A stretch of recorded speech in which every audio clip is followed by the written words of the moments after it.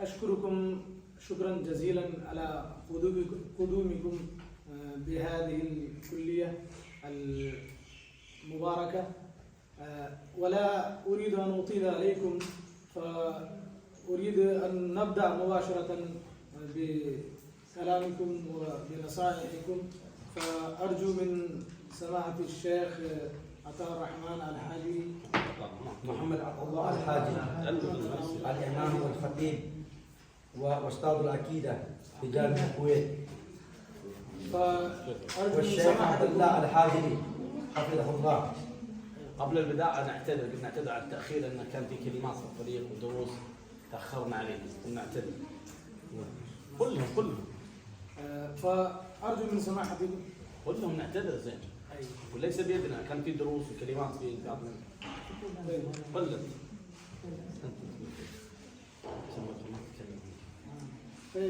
शेख कह रहे हैं कि रास्ते में बहुत सारे लिखात और दुरूस वगैरह की वजह से ताख़ीर हो गई, उसके लिए हम माज़रत ख़्वाह हैं। आने में जो ताख़ीर हुई उसके लिए हम माज़रत ख़्वाह हैं। बहरहाल तफ़द्दल या शेख।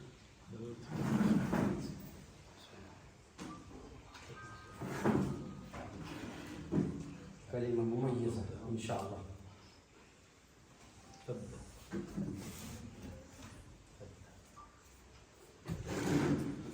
بسم الله، الحمد لله، والصلاة والسلام على رسول الله وعلى آله وصحبه ومن والاه. حياكم الله جميعا، ونسأل الله عز وجل أن يوفقنا وإياكم للعلم النافع والعمل الصالح، وأن يجعلنا وإياكم مفاتيح الخير مغاليق للشر. لا شك أن المؤمن يفرح لما يرى مثل هذه المراكز وهذه المدارس وهذه الجامعات، ويسر أنها تكون على منهج طيب، على منهج الكتاب والسنة بفهم سلف الأمة، ولما يرى الجهود المتضافرة والمبذولة والتعاون الحق والصبر والتعالف. والنبي صلى الله عليه وسلم قال: مثل المؤمنين في توادهم وتراحمهم وتعاطفهم كمثل الجسد الواحد إذا اشتكى منه عضو تداعى له سائر الجسد بالحمى والسهر.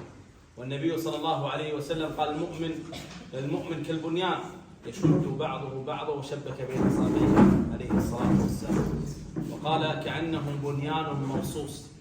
لذلك نعمه من نعم الله عز وجل هداك من الاسلام، وان هداك من توحيده سبحانه وتعالى وافراده بالعباده واتباع النبي صلى الله عليه وسلم والسير على منهج سلف الامه رحمهم الله عز وجل. بسم الله الرحمن الرحیم।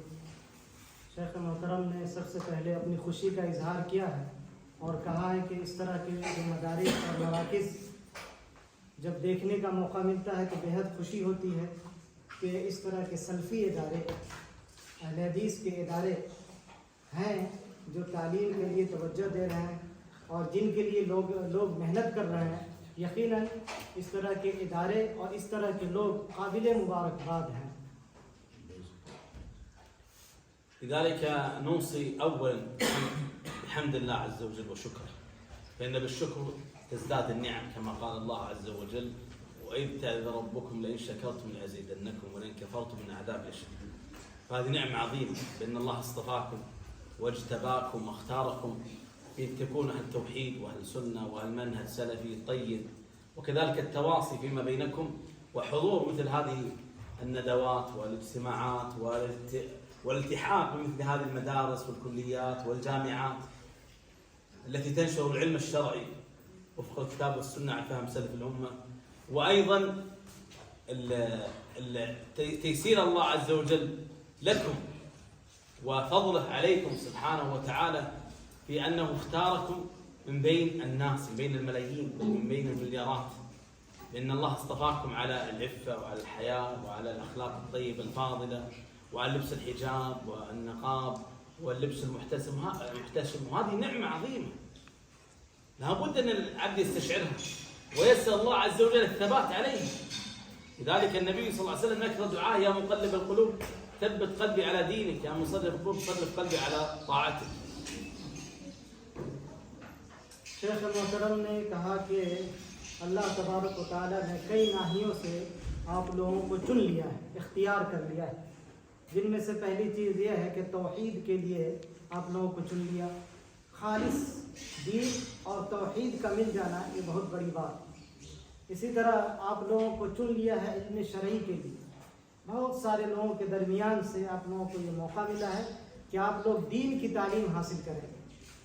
इसी तरह अल्लाह तबारक व तआला ने आप लोगों को चुन लिया है कि आप लोग इस्लाम की अच्छी नुमाइंदगी करें, अपने रहन सहन से, अपने कपड़ों से, अपने वक़ार से, अपने अखलाक से। तो अल्हम्दुलिल्लाह आप लोगों को देख के बड़ी खुशी हुई। لذلك نوصيكم بالثبات وسؤال الله عز وجل الإعانة والتسديد وأيضا التوفيق. لذلك من رحمة الله عز وجل عليكم، وهذا فضل من الله كما قال أهل الجنة وقالوا الحمد لله الذي هدانا لهذا وما كنا نهتدي لولا أن هدانا الله. هو الذي هداكم سبحانه وتعالى، ليس بعقلكم أو جدكم أو اجتهادكم، إنه هو محض فضل الله عز وجل عليكم. إن الله وفقكم، إن الله سلك بكم سبيل العلم، سبيل العلم الشرعي الذي يقول عنه النبي صلى الله عليه وسلم في الصحيحين حديث معاوية رضي الله عنه قال: من يريد الله به خيرا يفقهه في الدين. ومفهوم المخالف عند أهل الأصول: من لم يرد الله به خير لم يفقهه في الدين. فمن إرادة الله عز وجل لكم الخير بأن الله وفقكم وسلك بكم طريق العلم، الفقه في الدين، ليتفقهوا في الدين كما قال الله عز وجل. وهذا أسهل طريق لدخول الجنة كما بين النبي صلى الله عليه وسلم حديث مسلم كما رواه أبو هريرة: ومن سلك طريقا يلتمس فيه علما سهل الله له به طريقا إلى الجنة. نعمة عظيمة. والله عز وجل ذلك في القرآن قال: قل هل يستوي الذين يعلمون والذين يعلمون إنما تذكروا الألباب. والله عز وجل يقول: يرفع الله الذين آمنوا منكم والذين أوتوا العلم درجات. والله عز وجل يقول: رب زدني علما. وقال الله: إنما يخشى الله من عباد العلماء. كل هذه آيات وحديث حاثة وحاضة على طلب العلم وفضل التمسك بالعلم الشرعي، فإن فيه نجاة من الفتن، نجاة من الشهوات والشبهات، نجاة من الخلل، وكذلك نجاة من الجهل، من ظلمات الجهل إلى نور العلم ونور الحق. अल्लाह तबारक व तआला ने आप लोगों को जिस इल्म शरई के लिए चुन लिया है, इख्तियार कर लिया है, उसकी बड़ी फजीलतें आई हैं कुरान में और हदीस में। अल्लाह के रसूल सल्लल्लाहु अलैहि वसल्लम ने कहा कि अल्लाह जिसके साथ खैर चाहता है उसे दीन की समझ अता करता है। मन युरिदिल्लाहु बिही खैरन युफ़क़्क़िहु फ़िद्दीन। इसी तरह ये जो इल्म का रास्ता है, ये जन्नत का रास्ता, जो आदमी इल्म के लिए निकला हुआ है तो जन्नत के रास्ते में निकला हुआ है। मन सलका तरीक़न यल्तमिसु फ़ीही इल्मन सहलल्लाहु लहू बिही तरीक़न इलल जन्नह। तो इसकी कदर करनी है, हमें अपनी हैसियत को जानना है और अल्लाह तबारक व तआला से दुआ करते रहना है कि अल्लाह तबारक व तआला हमें दीन पर सिबात कदमी अता करे, हमें दीन पर जो है इस्तिक़ामत अता करे और इस इल्म के ज़रिए हमें ज़िंदगी को गुजारने की तौफ़ीक़ अता करे।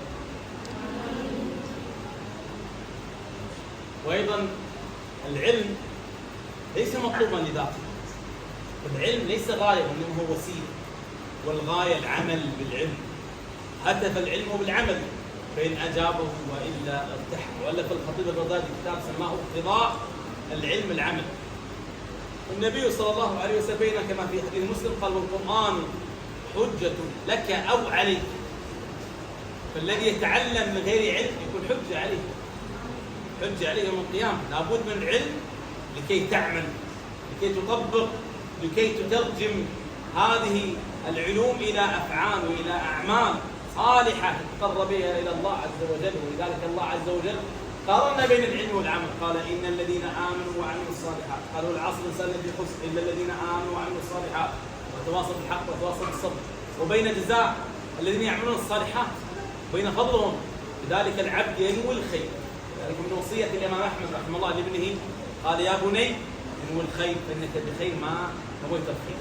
وقال: اعمل بالحديث ولو مرة تكن من أهله، تطبق ما جاء في كتاب الله عز وجل من الأوامر وتنتهي عما نهى الله عز وجل عنه من النواهي، تتدبر القرآن، تعلم أحكام القرآن، تعلم التفسير، وأيضا اتباع سنة النبي صلى الله عليه وسلم واقتفاء أثره ومعرفة سيرته لكي يكون هو قدوتك كما قال الله عز وجل: لقد كان لكم في رسول الله أسوة حسنة لمن كان يرجو الله واليوم الآخر وذكر الله كثيرا. शेख मोहतरम ने कहा कि इल्म बज़ाते खुद गाया नहीं है, मंजिल नहीं है। इल्म हासिल करना ये असल नहीं है, बल्कि इल्म क्या एक वसीला है, ज़रिया है अमल करने का।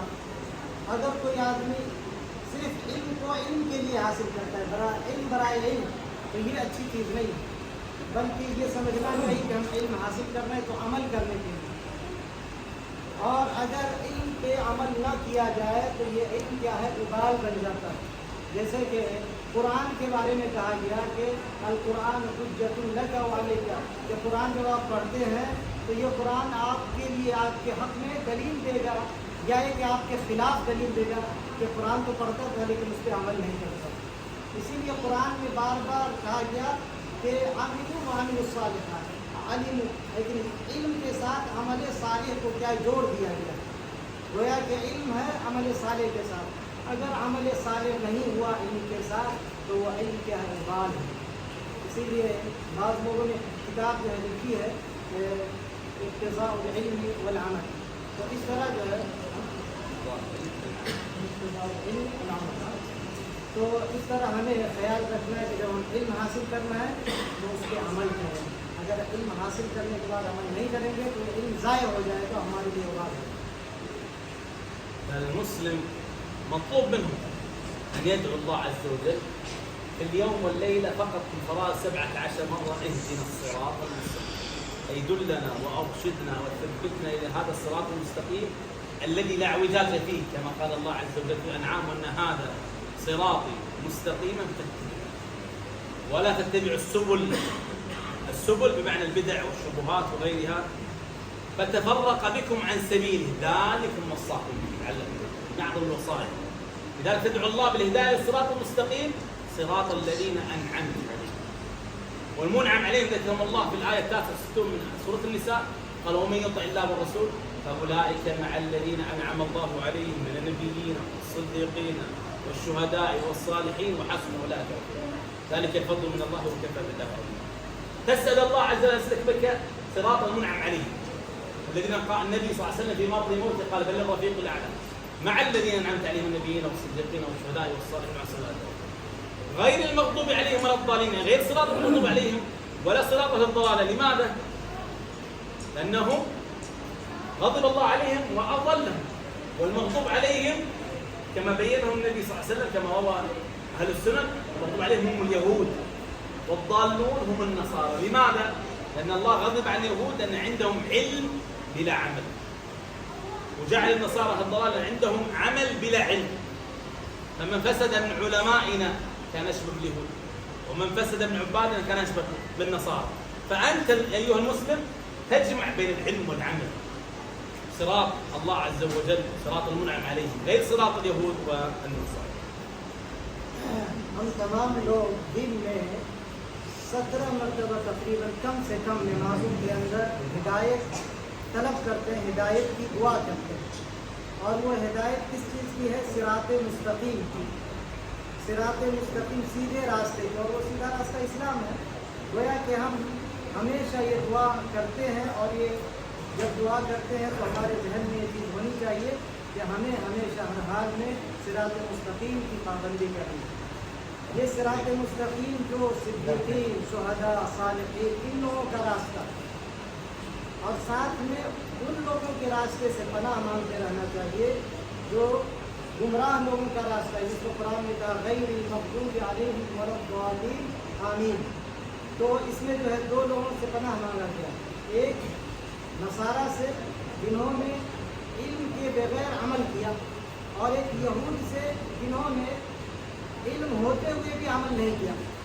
हर दो ग्रोह से पनाह मांगा गया, और बीच का रास्ता जो इत्तिदाल का रास्ता सिरात मुस्तकीम उसी का नाम है, उस रास्ते पे चलना है, यानी इल्म भी और अमल भी। अगर हम इसमें बैलेंस नहीं बना पाए तो दोनों में से किसी एक फरीक में, ग्रोह में हमारा शुमार हो जाएगा, जिससे क्या है बचते रहना। وأيضا إضافة إلى العلم والعمل تحلي بالأخلاق الفاضلة، فالدين كله خلق، ومن زاد عليك في الخلق زاد عليك في الدين كما ذكر ابن القيم. والنبي صلى الله عليه وسلم ذكر أكثر ما يوسف من الناس الجنة تقوى الله وحسن الخلق، وقال إنما بعثت لأتم مكارم الأخلاق والله زكاه بقوله وإنك لعلى خلق عظيم. وإن العبد لا يدرك بحسن خلقه بدرجة الصحة، فيبتعد العبد عن الغيبة والنميمة وكذلك الفحش من القول والكذب والاستهزاء وأمراض القلوب من الحسد والحقد والغل والضغينة، ويبحث عن معالي الأمور وأشرافها ومحاسن الأخلاق. لذلك النبي صلى الله عليه وسلم قال: إن قبضكم من عندي منزل يوم القيامة حاصلكم أخلاقكم، وأنا زعيم بيت في أعلى الجنة لمن حسن خلقه، كما أخبر النبي صلى الله عليه وسلم. والنبي صلى الله عليه وسلم كان من دعائه: واهدني لأحسن الأخلاق، لا يهدي لأحسنها إلا أنت، واصرف عني سيئها لا يصرف عنا سيئها إلا أنت. فالمحافظة على الأخلاق والاحتشام ولبس اللباس المحترم والنقاب والستر والابتعاد عن اختلاط من الرجال وغيرها، هذه من الأمور التي يحب الله عز وجل. فالمسلمة مطلوب عليها أن تثابر وأن تجتهد وتدعو الله أن يثبتها على هذه العادات والأعراف والأمور الطيبة والأخلاق والآداب الإسلامية، تحافظ عليه وتدعو الله بالثبات. الثبات بيد الله عز وجل. قلوا بين آدم بين أصبعين وصابع الرحمن يقلبه كيف يشاء، فتدعون الله بالثبات والاستقامة على طاعته والرفقة الصالحة والتناصح فيما بينكم، في كما أخبر النبي صلى الله عليه وسلم دين النصيحة. التناصح هو أمر مطلوب وأمر مستحب في الدين في شروطه المعتبرة. نسأل الله عز وجل أن يوفقنا وإياكم بكل خير وأن يعيننا إياكم على ذكري وشكري وحسن عبادته. ربنا آتنا في الدنيا حسنة وفي الآخرة حسنة وقنا عذاب النار. هذا والله أعلم. صلى الله عليه وسلم. शेख मोहतरम ने आखिर में कहा कि इल्म के साथ अखलाक की भी बहुत अहमियत है, लिहाजा हमें इल्म के साथ अखलाक पे भी तवज्जो देने की ज़रूरत है। अल्लाह के रसूल सल्लल्लाहु अलैहि वसल्लम की बिअसत का एक मकसद क्या है? अखलाक, अच्छे अखलाक को आम करना। अल्लाह के रसूल सल्लल्लाहु अलैहि वसल्लम ने फरमाया कि मुझे मबूस किया गया है अच्छे अखलाक को मुकम्मल करने के लिए। लिहाजा हमें जहाँ ज़ाहिरी तौर पर अच्छे अखलाक को अंजाम देना है, अच्छे लिबास को पहनना है, अच्छी आदतों को इख्तियार करना है, तो हमें बातिनी तौर पर भी अपने दिलों को साफ करना है, बुग़्ज़ से, हसद से, कीना से, इन सब चीज़ों को, और हर अच्छी चीज़ को अपनाने की कोशिश करनी चाहिए, हर बुरी चीज़ से अपने आप को रोकने की कोशिश करनी चाहिए, और हर तरीके से हमें इस्लाम की नुमाइंदगी की कोशिश करनी चाहिए, ताकि पता चले कि हम मुसलमान हैं और हमारा ये ऊँचा अखलाक है। इसी पर उन्होंने अपनी बात पकड़ की और आप सब के लिए मेरे ख्याल का इज़हार